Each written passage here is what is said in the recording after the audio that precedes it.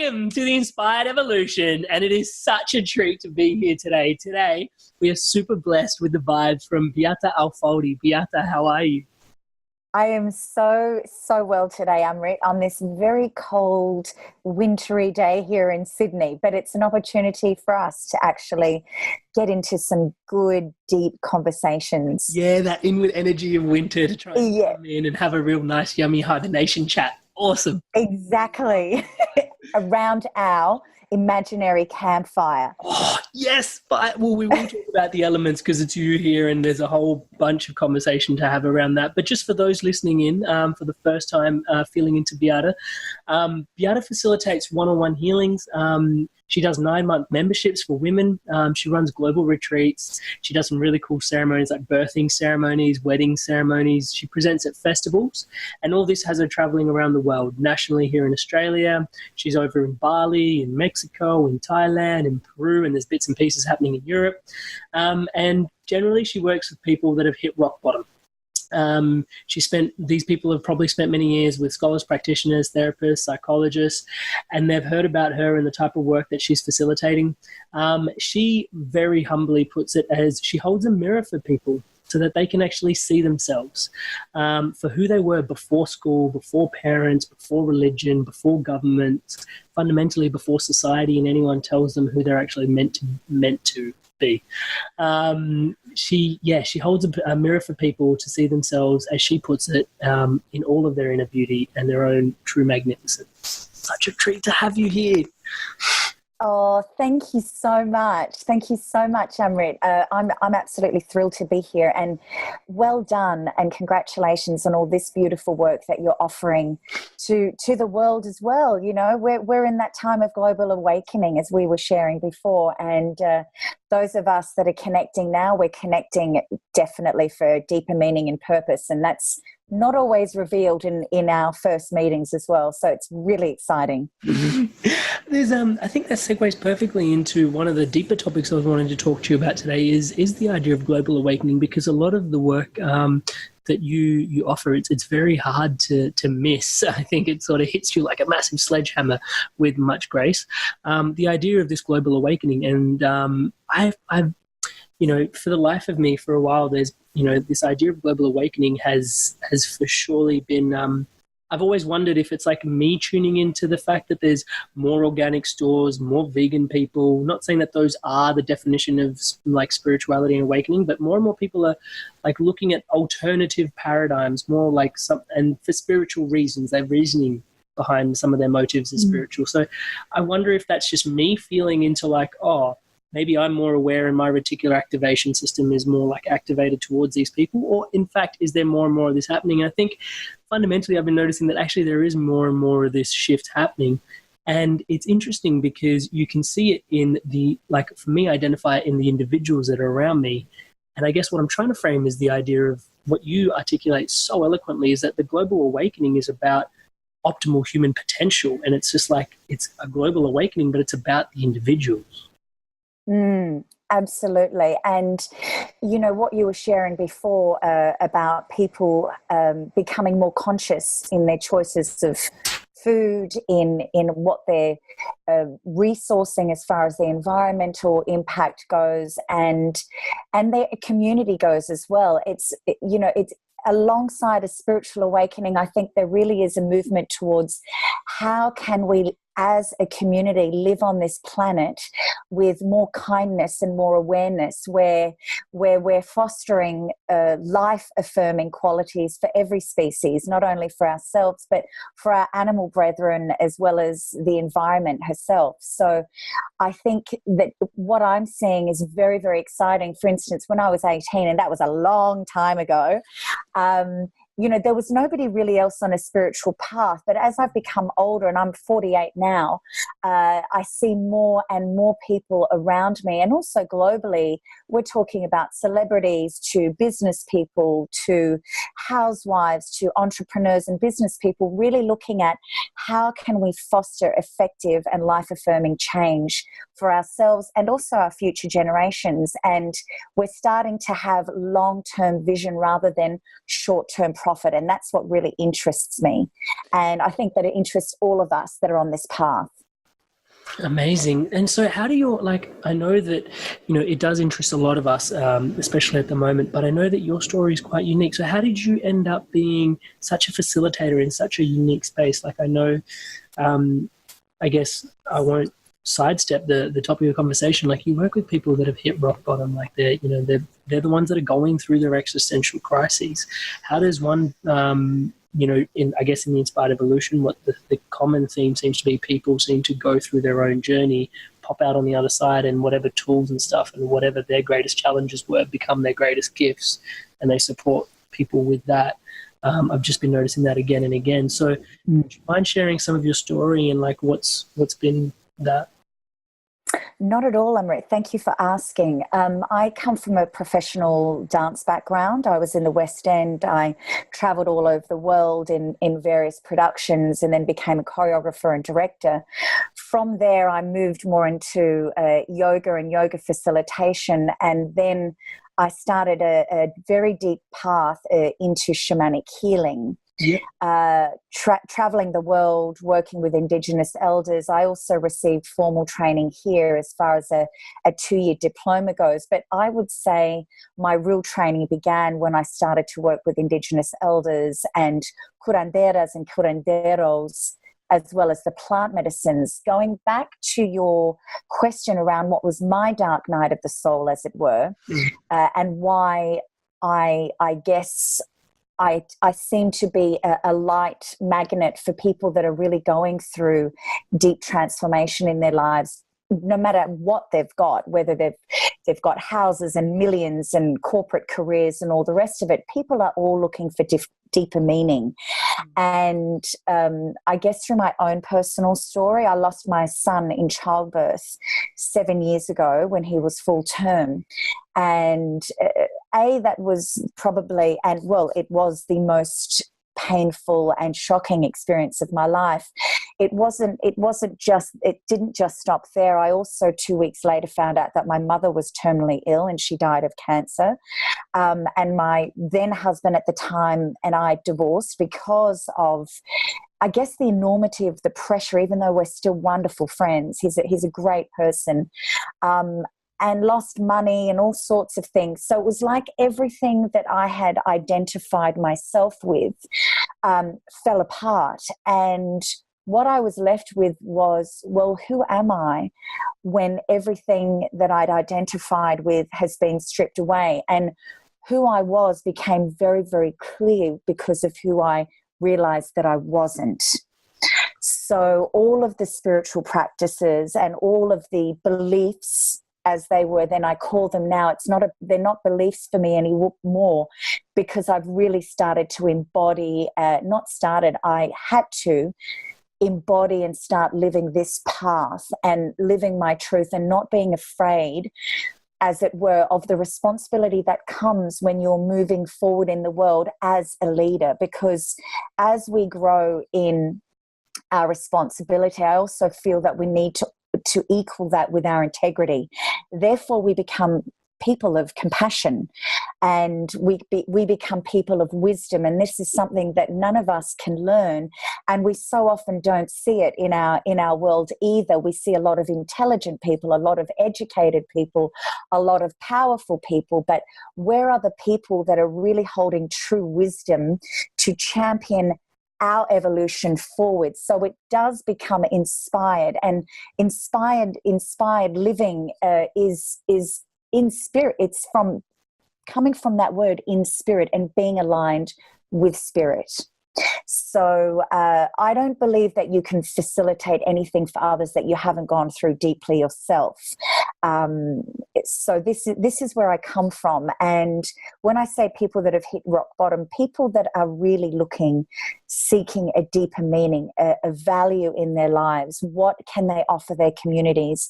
What can they offer their families? How can they make their lives more meaningful? That's where we're really at. You can have all of the money in the world and still be an incredibly depressed person. And you and I see that all the time. Yeah, we do. And thank you so much for sharing that. That is quite the dark night of the soul. It certainly was, and I'm so grateful that I can share this story now, and so grateful that I can share it in a way where I have completed that healing. I have a book coming out, Shamanism for the New Millennium, where I've written a chapter, and I'm also part of a new documentary film called Women of Heart that really explores the heroine's journey through the eyes of 5 Australian women, and Maureen Murdoch wrote that book as a counterpart to Joseph Campbell's very, very well-known book The Hero's Journey. Yeah. So I'm absolutely thrilled to be a part of this, and I'm also honoured to be able to share this story in the hope that it will inspire others to view life and death differently. Yeah, I think that's there is something like in that. There's plenty in that story. So thank you. But I think just getting a bit meta for a second, the importance of storytelling, because you do a lot of storytelling for those that have even a spare moment. Create a spare moment, please. Go check out some of Beata's work on just on YouTube. These videos that you've created, the art of storytelling and the elements and our relationship to nature. I was smiling before when you mentioned your career history in dance, because it makes a lot of sense when you look at those videos. It is phenomenal. It's like a commercial for nature, but with so much elegance and grace. It's beautiful. And so I think, I'd love to hear more about that. Oh, gosh. Well, dance was always my first passion. I began dancing when I was 4. I remember dragging my mum along saying, I want to go and dance. And it really became a form of healing for me as well, through really turbulent childhood and teenage years. And then thank goodness I excelled at it, and went to America, received a scholarship to America, and then went straight to the West End, and was fortunate enough to get a job straight away. So I always found the connection with dance as my connection with the divine, because in those states of high-level creativity, whether you're a musician, whether you're a singer, or whether you're an actor or dancer, we're really connecting in with the divine in those moments, and we free ourselves, I guess, from some of the burdens of the mundanity of everyday life to connect with something that is much higher than ourselves, and that has such beauty and depth and endless inspiration. I loved it, and I feel so fortunate that I was able to have a very long career in that, and then also continue to recreate myself and recreate types of work that are in line with who I am and who I continue to evolve to be, which is, I work fast. I move fast in the world. And so was the dance where storytelling probably first dropped in for you as this, because it was very intriguing that you mentioned storytelling was healing and the dance was also healing. So is there a symbiosis or connection? Absolutely. Look, I think all life is a story. All of our lives are about telling our story and imprinting our story in the world. And through the medium of dance or art or music, this is where we're really connecting in with the oldest ways of telling stories, where we used to sit around the campfires, as it were, and share our stories through song, through dance, through all sorts of other mediums. This was how we used to share our stories, through these very, very ancient practices. And what better way to tell a story is to actually embody it, or to share a song with someone, or to read a piece of poetry. This is where we're really revealing our souls to each other, as it were, yeah? Yeah, totally. Thank you. And I think you mentioned on there embodiment, and this is something I've been really curious to have this conversation with you about, because I feel this kindred energy with something that you've shared, which is walking the path of the pathless. And I absolutely the inspired evolution is all about trusting into the unknown. And that's kind of where I'm at in my journey at the moment, to be honest. It's just no idea where the chips are falling, and it's just raining, but just lifting up your face and going, rain, nice, but it's that walking the path of the pathless, which how do you then embody like not knowing what the journey is about. What do you embody? Like, what is it that keeps you adaptive, dynamic? Like, what goes into the embodiment in that story of the person that is walking an unknown story? Well, what goes into that embodiment is continuing to cultivate a moment-to-moment relationship with your life, a moment-to-moment relationship with what is perhaps arising in your awareness through a meditation, through a walk, through creating music, whatever it is. What I mean by walking the path of the pathless is that any truth that we hold on to, whether it's a religious truth or a spiritual truth, that we haven't actually embodied and understood and worked with ourselves, is always going to be somebody else's truth, not ours. And it can be an intellectual awareness where you go, oh, I really resonate with that person. But until we have a direct experience with that, it's not a lived experience. So therefore, it's not an embodied experience. And I would say that you're probably more on track than most people, because when we throw up the chips and we're waiting for them to come down, actually, that's where we're all at. Nobody knows what's next. Yeah. People like to pretend or like to have their life plans to foster some sense of security within this extraordinary mystery of life. But the invitation of the path of the pathless is to be where we are and to continue to see what is coming into our field of awareness, and then to trust that and then action ourselves forward towards that. Does that make sense? Totally. And as you're sharing that, there's these things that are clicking in, which is really interesting, because it wasn't until I threw up the chips that people started coming to me to have these conversations and get coaching around purpose. And it was like the minute I sort of like surrendered the whole idea around purpose, and it was just like people were now like being gravitated towards like, hey, what are you doing? You seem to be on purpose. And it's like when the chips are in the air, like you just said, that's, you can find your state of being. So that's really awesome. And you also touched on a really deep topic in there, which is, I know there was this whole idea around intellect but not being intelligence, which I think is really deep. But I want to talk about truth, because you mentioned like truth in that a lot, but you also have a really endearing philosophy on the fact that truth is not stagnant. Truth is dynamic. Well, life is dynamic. Nature is dynamic. If we are completely in line with the natural cycles of life, nothing is stagnant. And yet we still have education system that is based on a 200-year-old model and way of working in the world. And we have governments and certain policies that are so outdated and so geared towards a world that actually doesn't exist anymore. And here's the struggle. You know, we're still working so many people are still working a 9 to 5 or an 8 till 7. And these are ways of being in the world that, A, they don't foster creativity, they don't foster families, they don't foster relationships with others, but more importantly, this type of way of living doesn't foster a deep relationship with self. Hence, we get a lot of corporate people that have built these extraordinary finances and houses and cars and all the rest of it, who by the age of 40, they've got burnout and they're like, I'm so depressed, I'm on antidepressants, and I'm uppers, on downers, I drink too much. And the list goes on and on and on. And you know, this is so unhealthy, particularly in the Western world and in developed countries.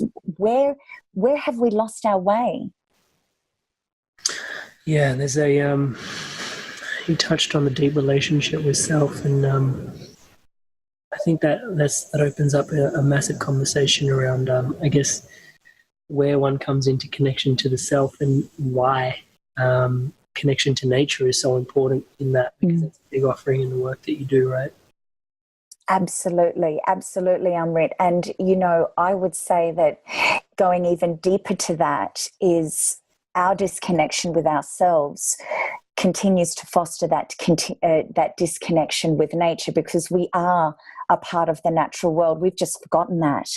Hence, we destroy Mother Nature and we destroy our earth all the time, not realizing that we're actually destroying ourselves and everything else in the process. So the invitation for me is, how can we continue to deepen that connection with ourselves so that we realize on a very deep level that you and I are connected, you and I and everyone else that is listening on this planet, we are all connected to each other in ways that we can't even imagine. And beyond this life, beyond the soul's evolution and endless journey, we are so connected. Yeah, so it's interesting in that because our lack of connection is like, it's kind of like the friction that's about to spark the flame almost, right? Like, so, and that, does that come full circle with the human potential? Is that why do you think more and more, like, what is the story there? Like, are more and more people suffering through this because there's an awakening coming, or like, what's happening here? Well, I think there's many things there. I love your questions.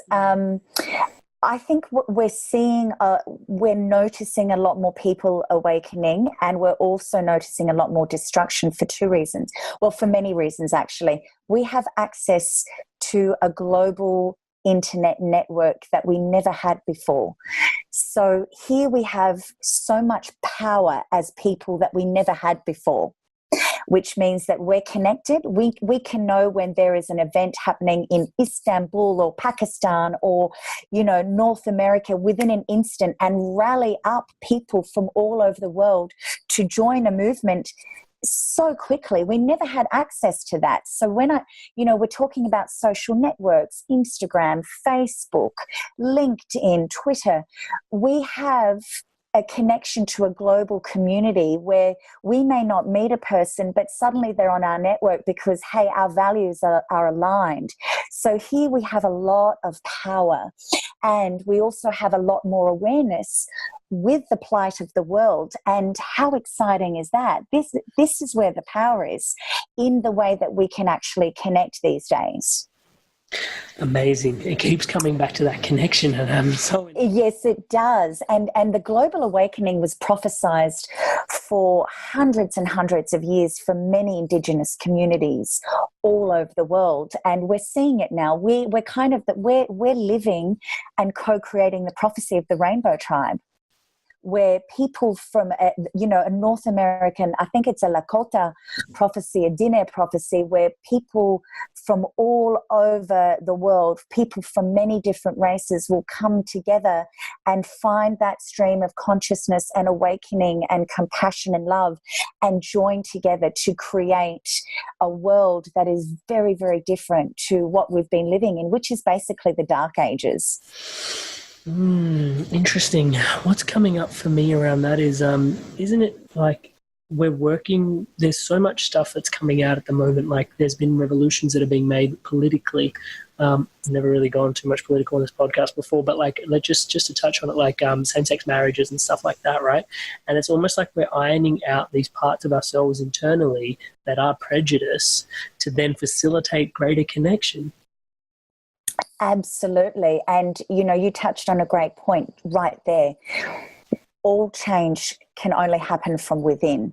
And if we're seeing it in the external world, then there is change going on with all of us, because that conversation wouldn't have even been happening 30 years ago, 40 years ago. I mean, as a woman living in Australia, even though I'm a Hungarian, we weren't even allowed to vote in 1970. I don't think we're even allowed to buy a house. Like, I'm laughing because look how far we've come. We can, I know you do. I'm a naturally incredibly sanguine and positive person. That doesn't mean that I'm a Pollyanna or we're not aware of the plight and the difficulties and the atrocities that are happening in the world. But why continue to put energy into that? There is enough people doing that. That's not going to create change. I'm interested in solutions, not problems. So there was a whole conversation to be had around look how far we've come and the exponential growth of like where we're at with things. But I think I'm going to have to sidestep that for something that I feel is like super potent. I guess the word that comes to mind is sadhana. And sadhana is one's one's discipline, what one has discipled himself to, but it's these qualities rather than a guru. So it's like you may be a sadhana your sadhana may be discipline, your sadhana may be power. You know, you may have different sadhana with different intentions in there. But this idea of cultivating, like you said, the sadhana of cultivating good energy and like focusing on what's positive, even though there is all this noise going on around the sides. I think I had to go down some rabbit holes myself, you know, especially when you start tuning into more and more open-minded topics, let's say that, like maybe there is in spirit, maybe I am more energy than I give myself credit to be. You know, what sometimes there are feelings in a room and maybe that's just the energy of the space. I don't really know what that means, but you're opening yourself up. Then there's this whole other kettle of fish that opens up, which is the whole world of conspiracy. And it was just like, well, like, that's not serving me in any way, I realized. No. Like, it's just this rabbit hole of just darkness. And then it's like, okay, cool. So it's important to be open. And if I'm going to be open, what am I going to cultivate? And it's like that good energy and just focusing on staying positive. And I think there's a really potent message in there, exactly what you shared, which is, you know, focusing on like how to be the change. And it's like sharing what you want to see more of, even though you're aware of the other stuff, right? Absolutely. And, you know, you said many things there that I completely resonate with. The thing that I am really passionate about is also alongside cultivating our intuition and our felt sense awareness, which is what you were saying, when we're in a room and you're picking up all these things and I don't know what it is, but you do.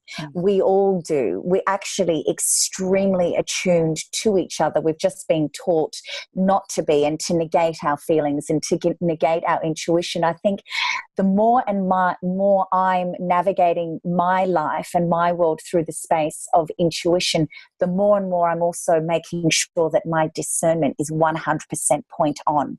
Because if it isn't, then we're just naive and we're just opening ourselves up to everything and going, oh yeah, that's amazing, that feels good, or this feels bad, or this is this, and we put our judgments on there. Now, there is a difference between being judgmental or cynical as opposed to discerning. Discerning is knowing who we are and knowing ourselves so deeply that when a felt sense comes up, when we're meeting a person or when we're in a space, we can call it straight away. We don't need anyone else to say to us, oh, that wasn't true, or this wasn't right. It's like, yeah, I know it is because I felt it. And therefore, that's how we navigate that space. So we do actually know so much more than what we give ourselves credit for. Amazing. And the cultivating of positive energy. So how does, like, in your own day-to-day, like, what does your sadhana look like? Well, I love getting up very, very early. Like this morning, I woke up at 5 o'clock and I make a cup of tea. I put on, or a coffee. I love my coffee, actually. I'm not an anti-coffee person. I light the incense. I put on a bit of music. I'll tune in and really connect in with how I'm feeling, and then connect in with any awareness that is coming into me from my guides, from my own highest intuition. And I really love walking. That's my sadhana. And I guess, you know, my superpower is that I'm a catalyst for transformation. It's what I carry in myself, and it's what I really am able to offer others. You know, I'm a jaguar on this path, and in that's why I move so fast. And I always say to people, if you're going to be coming into my life, and this is not an ego-based thing, be prepared for massive changes, because that's how I roll. Mm-hmm. and it's how most of the people that are close to me in my life also move as well. Because if you carry that energy of anything, whether it's you see it as power or transformation or love or connection, then you're going to foster that, and you're going to foster that at an exponential growth rate in others as well, and activate that in others as well, just by meeting, because we're alchemical and energetic beings. Amazing.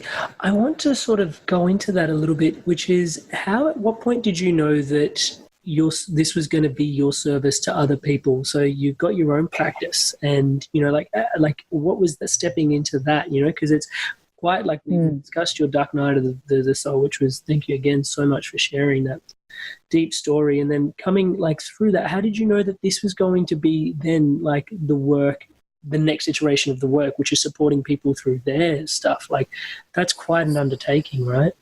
It is. Well, consciously, I wasn't aware of it, but I'll never forget holding my son in my arms, and I thought, there's got to be a higher purpose for going through such a deeply painful experience. And I made so many promises to him, and one of the promises that I made to Alakai was that I would no longer postpone my purpose and my service to the world. And in that, it's not that I had a conscious awareness, but the only thing that I did have a conscious awareness about was that I knew that I would have a level of responsibility that I didn't have.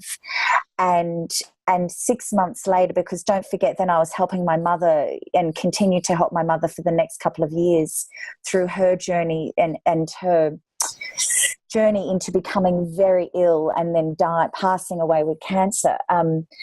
It was only through these very deep experiences and continued challenges for over a 5-year period that I started to realize in my work with others that actually I'm noticing the type of people that are coming to me, and I'm also noticing how, and it's not me, how through the work that I'm offering and that person's deep commitment to say yes, because of course it's a two-way thing, that I was able to foster deep change and transformation in people that had really hit a roadblock in their lives, whether that was relationships falling apart or death or loss, or I'm in a career that I can't stand anymore. I've made all of this money.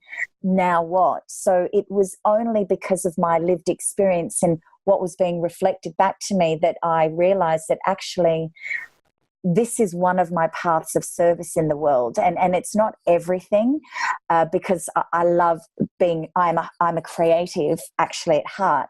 I have a lot of different projects and a lot of different streams of inspiration that I continue to foster all the time. And I love living in that space. It's juicy. Wow, thank you. I think from there it's passion and purpose, and I think it's really amazing that we've come to this, because some realization I've had recently is that a lot of people are like, put me on purpose, please, put me on purpose, please, put me on purpose, please. And it's like, for me, it's like, yeah, your purpose is something that you will share with the world, but for you, it's your passion. So it's like, yes. And that'll become your purpose once you start sharing your passion. But that's really right is at this juncture here, going into your passion, you've just shared that there are many streams of passion, which is like such an integral insight.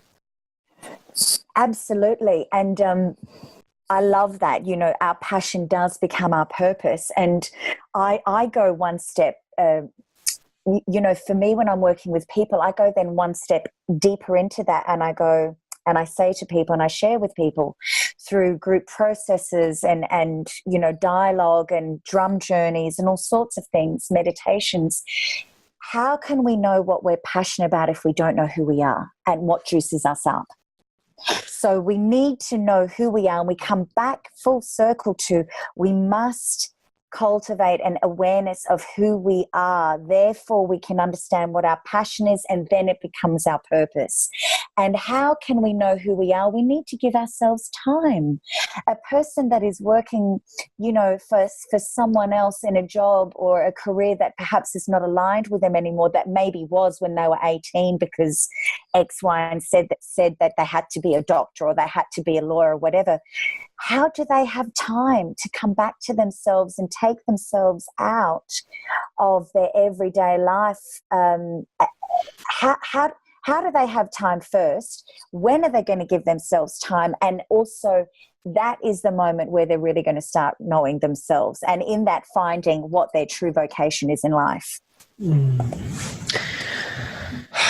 Amazing. I think that's going to carve into the next phase, which is like, how do we, you've mentioned time to the self, is an integral way to find out who we are. What other dialogues or tools or hacks or connections, or what else is in there in terms of facilitating finding out who we are? Well, the simplest way for me is to look around, and nature is talking to us all the time. She is in the animals, in the trees, in the ocean, in the parks, in the forests. If people would just take themselves out of the four little walls that we live in most of the time and just go for a 5 to 10 minute walk in nature, or even just place your feet on the earth once a day for 5 minutes, that in itself would foster a very different way of thinking, as opposed to my connection right now is in between my four walls, and there is nothing that is reflecting back to me anything else that is alive in this space other than myself. So, I'm a huge believer in just getting out 5 minutes every day, 10 minutes every day, and even if it's just walking around your neighborhood.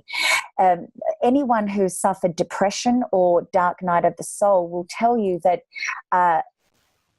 getting out every single day and walking and having some type of a physical practice, but not necessarily in the gym, because nobody that's going through a dark night wants to be with other people. I'll tell you that right now. Everyone wants to be on their own. And one way that we can be on our own but continue to foster connection is to go out into the natural world and have a look. There in nature, everything is dying, but everything is living at the same time, and there is no struggle against that.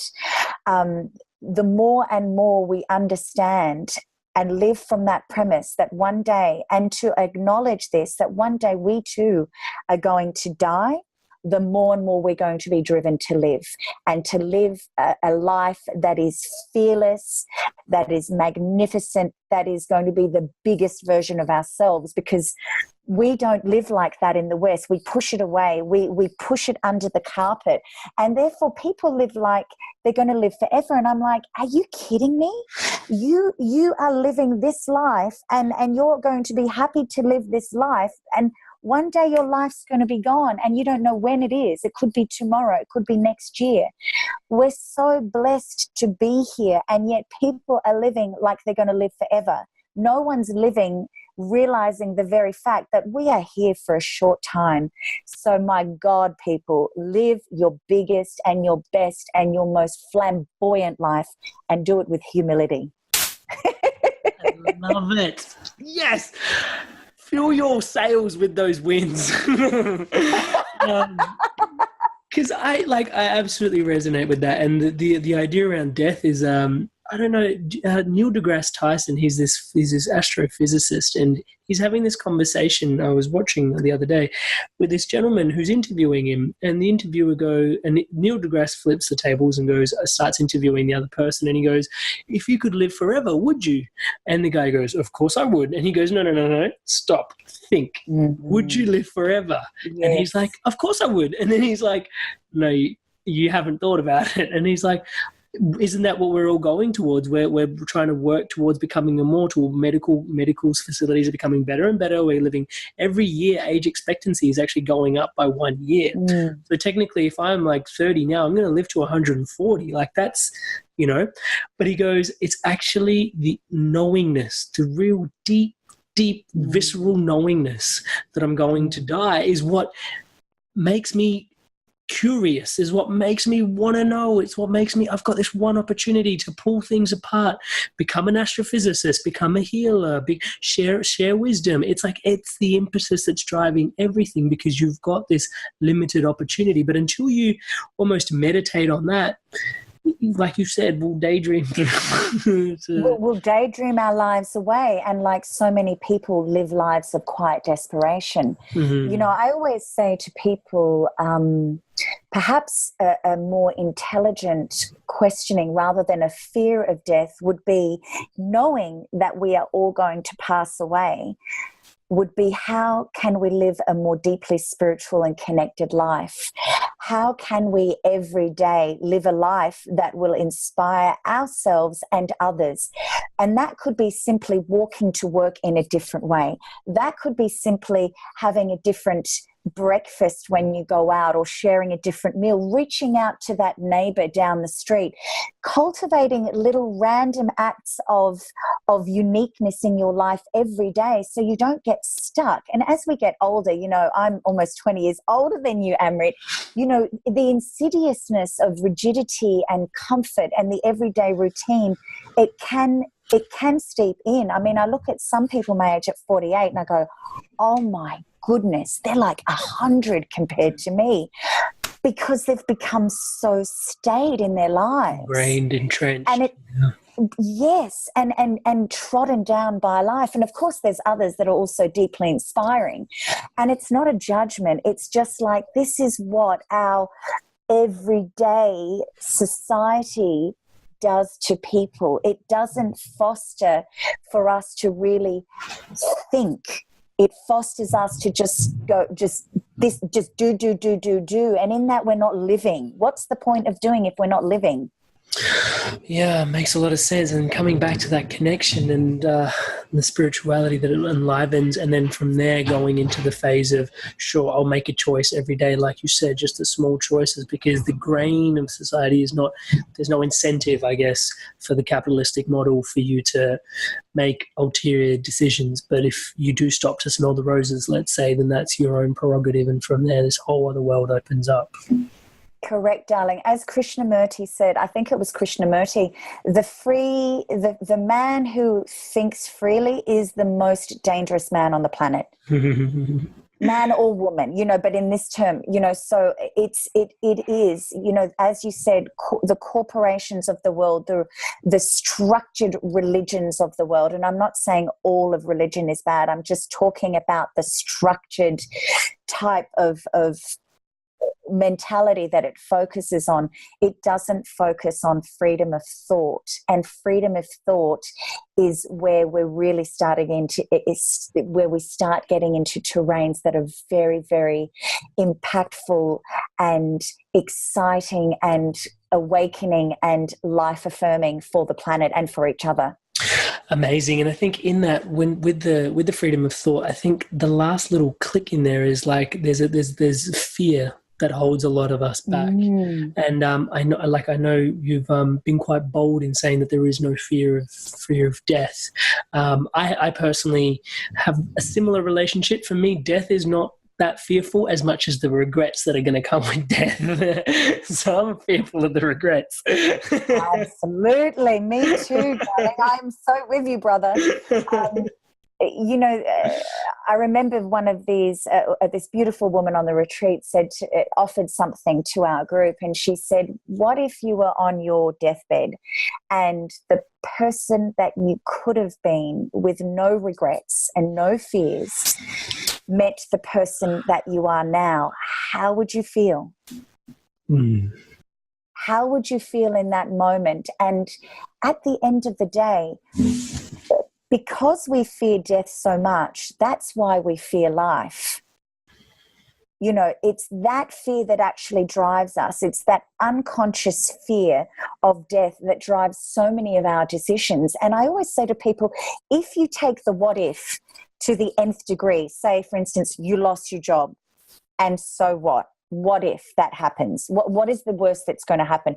You're going to have to maybe, you know, sleep on a friend's couch or house share or any of those things. When we go into the what if, and what if that happened, and so what, and so what, and so what, at the end of the day, when people break it down to what they think is the worst thing that could have happened in their lives, it's never that bad. And it's always like, oh, well, what was I afraid of? I don't know what I was afraid of. It's not that bad if that happened. You know, so many parents, mothers and fathers come up to me and go, you've gone through perhaps the worst thing I can't even imagine it. That's like, I can't even fathom that my child would die. So for so many, because it's not the natural order of life. And so, you know, personally having gone through what was my perhaps worst fear was that I would lose my son. Yes, did I go through an incredibly painful period? Absolutely. Did I go through my dark night of the soul? Absolutely. But what has come from that has been such a gift and such a blessing. And I have so much gratitude each and every day, because in that I birthed myself and I birthed my life as well. And I'm still incredibly connected to my son as well. It's not like he has died now and passed away and we don't have a connection. It's actually even deeper than perhaps it would have been. I don't know. It just hasn't gone away. That's all I'm sharing. And with my mother and with a very dear and old friend who passed away just recently, those connections continue. And not only that, my connection with spirit becomes so much more tangible and powerful and held in that. I'm never alone. I'm never walking alone. I truly have lived and am living that adage that we are walking with our ancestors. We are walking with spirit every single day. We are never alone. But now I have a lived experience of it, whereas before it was an intellectual awareness. Yo, I think that's bringing me towards a close to the podcast, and I couldn't imagine like a more stronger message to leave people with, is that they're always supported and always connected and always guided. So thank you so much. Always. We are always guided, and we just need to trust in the process of our lives. If we look back on our lives, Amrit, every step of the way, every meeting, every interaction, every opportunity, every loss led us to the next step on our journey. And that's where we can really trust. We don't necessarily, if people don't have the trust in what's moving forward in their lives, trust in what's happened. As long as you've navigated those spaces well and you've learned from your mistakes or your seeming failures, learn from those experiences and make a different choice and move on and keep looking towards the sun and never look back. Viva! Viva! Viva la vida! Wow, Beata, thank you so much for your time, your energy, but more importantly, just the openness and the willingness to share your deep story.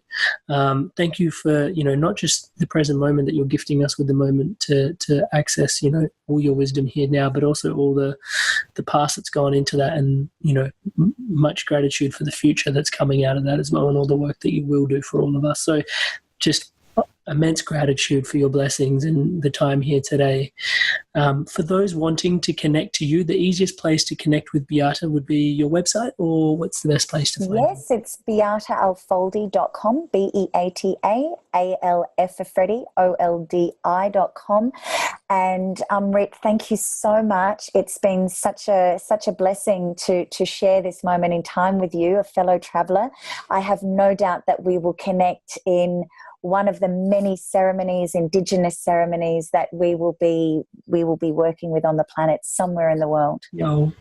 And just one thing before I leave, I really have an affinity for the fact that your last name is what it is for you. Every time I hear it, all I hear is it's all unfolding.